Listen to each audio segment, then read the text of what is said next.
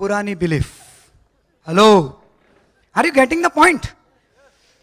आज सब जगह यही हो रहा है कि नहीं हो रहा है?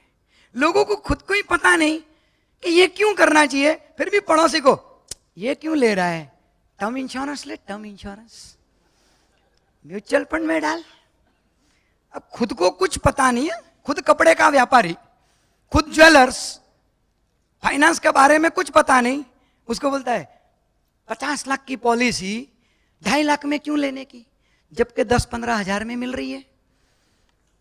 हमारे एक उमेश दवे करके अहमदाबाद के पार्टिसिपेंट है, हमारे अच्छे मित्र है उमेश दवे, कमिटमेंट पार्टिसिपेंट है, MDRT करते हैं। एक दिन हमारा पालनपुर में सेमिनार था, तो उनकी कार में अहमदाबाद एयरपोर्ट से वो मुझे पालनपुर लेके गए, और रिटर्न आते टाइम उन्हें ये टर्म इंश्योरेंस के ऊपर एक बढ़िया ऑब्जेक्शन हैंडलिंग आपको बता रहा हूँ इसके लिए। अभी रिटर्न आते टाइम उन्होंने बात की, पारस भाई एक एक्सपीरियंस शेयर करता हूँ। लास्ट वीक एक पार्टी का मैंने 50 लाख का जीवन आनंद पॉलिसी निकाला, वो टाइम की जीवन आनंद पहले वाली 149, तब की बात है। बोलता है मैंने उसकी जीवन आनंद पॉलिसी निकाली, 50 लाख की पॉलिसी, कुछ 2,60,000 समथिंग प्रीमियम था, चेक मिल गया, घर पे आया। घर पे आने के 2 घंटे में तो पार्टी का फिर फोन मोबाइल पे। अब पॉलिसी निकालने के बाद फोन आता है तो सबको टेंशन तो आता ही है, आया क्यों? ठीक है, फोन उठाया, अरे उमेश भाई वो चेक अभी थोड़ा डालना मत। कोई बात नहीं सर, आप बोलो वैसा, लेकिन क्या बात होगी? नहीं, हमारे पड़ोस में एक भाई साहब हैं, अच्छे मित्र हैं, उनसे मैंने बात की, कहते अरे साहब 2.5 लाख रुपए प्रीमियम में 50 लाख का बीमा क्यों लेते हो, इससे अच्छा तो 10, 15, 20 हजार रुपए में ही टर्म इंश्योरेंस हो जाएगा, वही लीजिए, और बैलेंस पैसे चाहिए तो म्यूचुअल फंड में लगाइए या और कहीं लगाइए। मुझे उनकी बात अच्छी लगी, क्योंकि दुनिया में थर्ड पार्टी की बात तो सबको अच्छी लगती है ना भाई। तो बोला मुझे अच्छी लगी, तो इसलिए मैंने आपको फोन किया कि अभी डिपॉजिट मत करना। बोला कोई बात नहीं, कभी भी फोन पे ऑब्जेक्शन हैंडलिंग करने का नहीं, पर्सनल मिलके करने का, क्योंकि फोन के ऊपर हमारी बॉडी लैंग्वेज, हमारे फेशियल एक्सप्रेशन, हमारा वॉइस मॉड्यूलेशन सामने वाले को पता नहीं चलता है, ऐसा नो, आई कांटेक्ट नहीं होता है पार्टी के साथ मोबाइल पे। सो कभी भी फोन के ऊपर कुछ समझाने का नहीं, फोन सिर्फ अपॉइंटमेंट लेने के लिए बना है। बोला ठीक है साहब, मैं कल आता हूं फिर से आपके पास। बोला हाँ आ जाओ आ जाओ, अच्छा है, टर्म इंश्योरेंस क्या है समझ में आ जाएगा। बोला हाँ। अब उमेश भैया बोलते हैं, बोलते यार मैं भी टेंशन में। बोला करूं क्या? फिर बैठ के मैंने एक पेपर बनाया, अपन बचपन में करते ना, आधा इधर आधा इधर। तो बोलता है एंडोमेंट प्लान से क्या फायदा होगा और टर्म इंश्योरेंस से क्या फायदा हो सकता है, क्या नुकसान भी हो सकता है।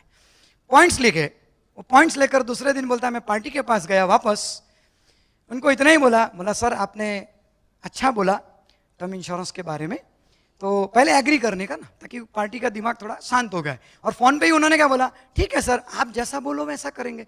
तो पार्टी के दिमाग में भी थोड़ी शांति हो गई कि चलो कोई प्रॉब्लम नहीं। अब वरना क्या ना, हम फोन पे रोकना शुरू करते हैं तो पार्टी तरह तरह के उल्टे सीधे विचार करने लग जाते हैं। इंसान है ना भाई, पता नहीं है इंश्योरेंस के बारे में।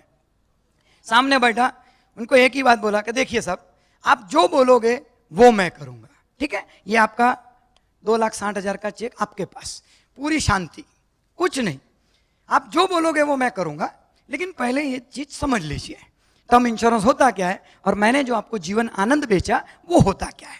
बोला ठीक है बताइए। 50 लाख की ये जीवन आनंद, इसमें मैंने आपको 21 ईयर्स की पॉलिसी दी है, करीबन 2.25 गुना पैसा आता है, बरोबर है ना, बोनस रेट के हिसाब से। मतलब करीबन आपको 1,20,00,000 1,25 लाख के आसपास अप्रोक्सीमेट आपको 2.25 करोड़ के आसपास मिलेगा। 2-4 लाख आगे पीछे हो सकते हैं बोनस रेट के हिसाब से, चांसेस बढ़ने के ही होते हैं, फिर भी मतलब 2.25 करोड़ रुपया ही मिलेगा। इसमें कुछ नहीं मिलेगा।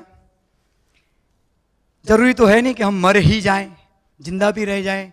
तो 21 साल के बाद जब बुढ़ापा आएगा तब हाथ में यहां कुछ नहीं होगा, क्योंकि टर्म इंश्योरेंस था, कुछ नहीं मिला, ऊपर से रिस्क कवर भी बंद। चलो 70 साल का तक का रिस्क कवर ले भी लेवे तो 70 के बाद भी जीना है कि नहीं जीना है? हाँ तो जिएंगे ही ना। हाँ तो फिर तो जियोगे तो 70 के बाद रिस्क कवर कहाँ रहने वाला है। लेकिन इसमें 2.25 करोड़ रुपए तो मिलेगा ही मिलेगा, उसके बाद और 50 लाख का लाइफ रिस्क कवर फैमिली के लिए, मतलब वो भी एक गारंटेड वापस मिलना ही मिलना है।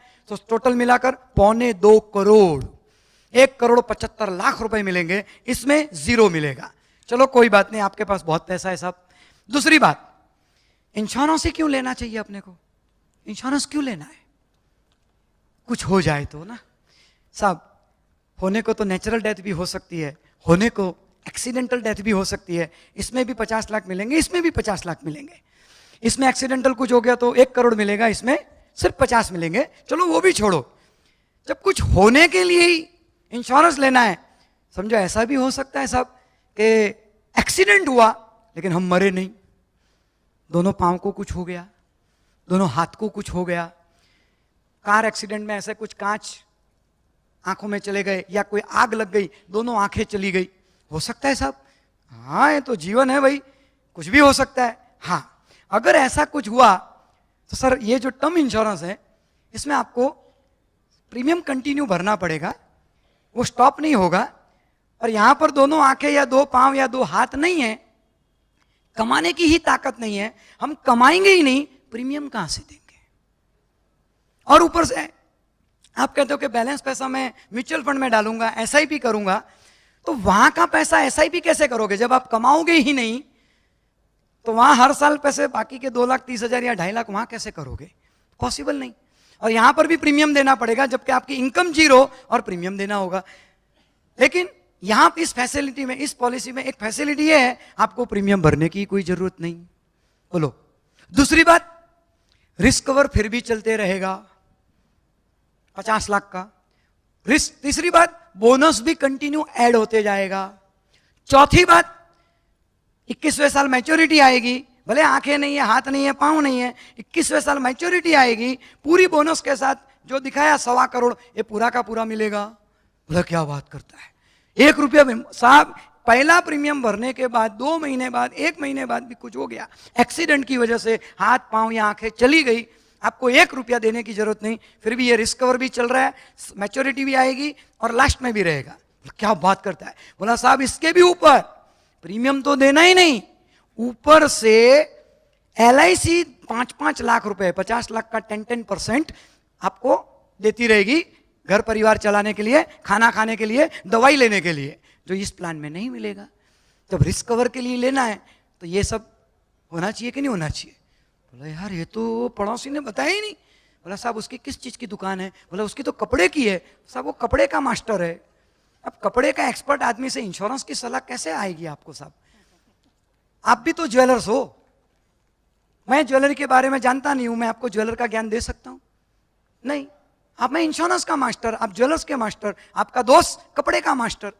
कपड़े वाले से इंश्योरेंस का सलाह लेना चाहिए। अच्छा हुआ ये तो मैंने आपको बता दिया, वरना फ्यूचर में समझो ऐसा ही कुछ हुआ होता तो अरे नहीं वो पागल है पागल है, ये तू चेक कर डाल दे, चेक डाल दे।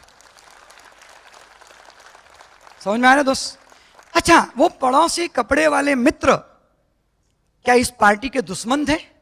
नहीं, उनकी अपनी बिलीफ थी ना, उनकी अपनी बिलीफ थी।